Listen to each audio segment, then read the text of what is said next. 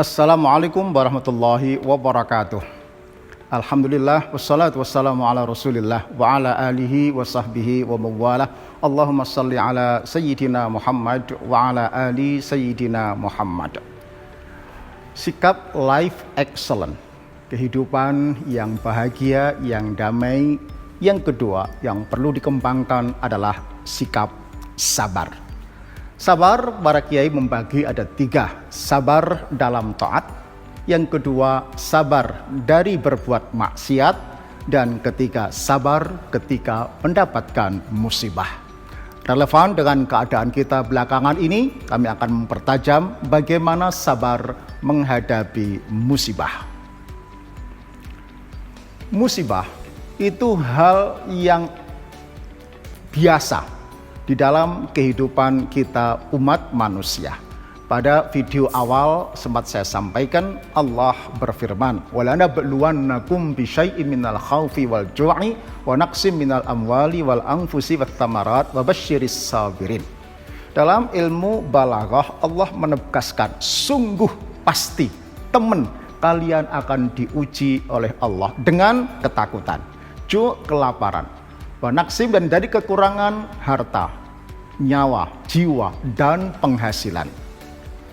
Persis seperti yang kita rasakan selama ini. Wa basyiris sabirin, tapi berilah berita gembira kepada orang-orang yang sabar. Artinya orang yang sabar mendapatkan musibah seberat itu tetap dalam keadaan tenang, tidak panikan, tidak baperan. Kenapa? Orang beriman mengakui bahwa musibah itu sebuah keniscayaan. Jangan pernah berharap hidup lempeng tanpa musibah. Karena memang Allah tak pernah menjanjikan hidup ini, langit ini biru terus tanpa mendung. Allah tak pernah menjanjikan jalan sukses itu lempeng tanpa kelokan dan tanjakan. Yang Allah janjikan bersama kesulitan ada kemudahan. Inna ma'al usri yusra, fa inna ma'al usri yusra. So, sekali lagi, jangan pernah berharap hidup tanpa musibah, tanpa kesulitan. Kalau boleh berharap hidup ini tanpa kesulitan, mestinya bukan kita yang mendapatkan priority atau kesempatan duluan. Kenapa?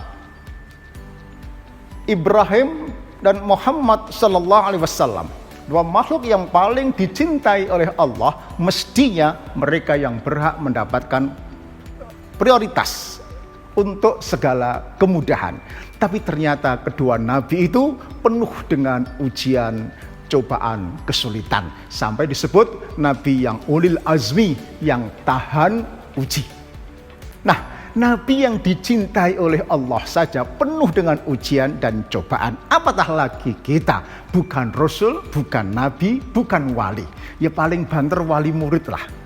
Lah kok minta hidup serba mudah, nggak ada rumusnya, nggak ada ayatnya, nggak ada contohnya. Nah, oleh karena itu maka untuk bisa sabar, pertama jangan mengeluh, karena mengeluh atau itu pertanda jauh dari Allah. Orang Surabaya jangan misuh, karena misuh itu tambah jauh dari Allah. Dan juga jangan putus asa, karena putus asa itu pertanda kufur dari rahmat Allah.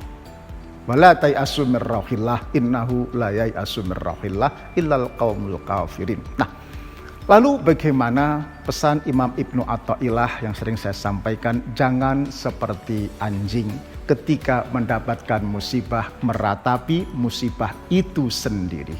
Tetapi kita diberi akal, diberi iman oleh Allah, akseslah Allah, mintalah kekuatan dari Allah. Senyambang puasa ini dengan berbagai pintu akses. Apa itu? Salat, zikir, ya, tadarus, sedekah, ya, dan kemudian puasa. Mintalah kekuatan dari Allah, karena memang la haula wala quwata illa billah. Bersama Allah hadapilah masalah. Itulah makna innallaha ma'as sabirin.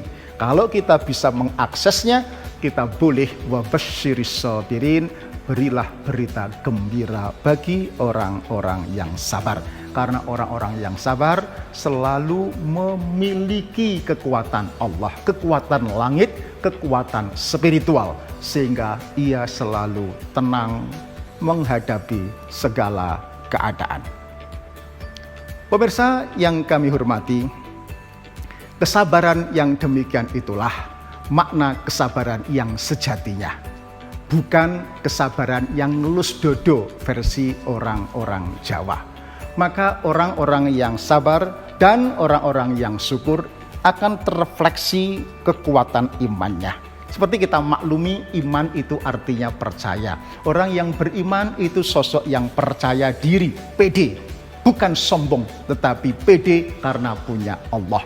Pede menghadapi masa lalu namanya syukur, pede menghadapi masa depan namanya sabar atau optimis. Kalau ada orang mengaku beriman kok tidak pede, ya, tidak sabar dan tidak syukur, saya curiga ada masalah dalam keberimanannya. Punya Allah kok gak pede. Meskipun orang itu tiap malam zikir pakai Asmaul Husna, ya. Pakai tasbih sampai merotoli, ya. Tapi kalau tidak pede menghadapi keadaan hidup yang sulit ini, saya khawatir ada masalah dalam keberimanannya. Tak heran kalau kemudian Rasul bersabda, iman itu hakikatnya dua, separuhnya syukur, separuhnya sabar. Nisfahu asyukru, nisfahu as-sabru. Assalamualaikum warahmatullahi wabarakatuh.